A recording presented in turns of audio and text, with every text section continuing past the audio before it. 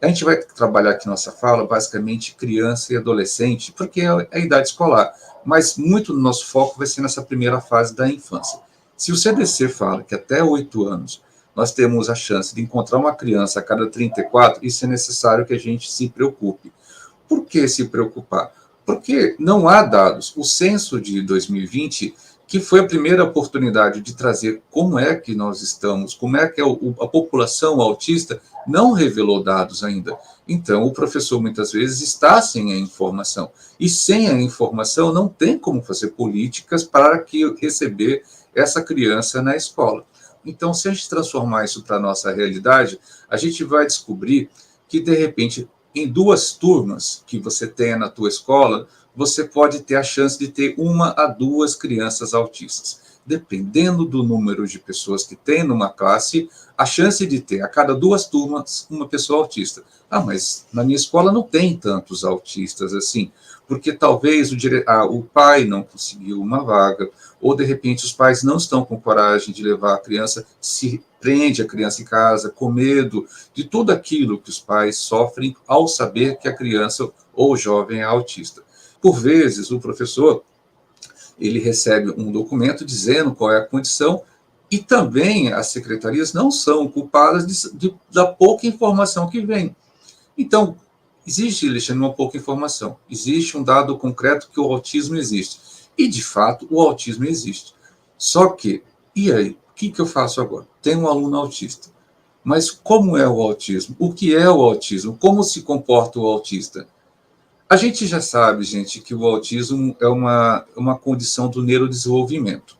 Durante muitos anos foi dado nomes bem diferentes: déficit, deficiência, transtorno afetivo do comportamento, e vários nomes. Hoje a gente simplificou como TEA, transtorno do espectro autista. Isso é baseado no DSM-5. O DSM-5, quando foi publicado em 2013, só que no Brasil só passou a valer em 2023, ele trouxe essa ideia. Todas essas crianças que estão neste campo, que têm dificuldades do campo intelectual, às vezes, crianças que têm dificuldade ou déficit sociais, crianças que têm déficit de fala, de comunicação. Então, esses pilares foram observados em vários grupos de crianças e jovens e foram colocados dentro de um pool, esse pool chamado autismo, transtorno do espectro autista.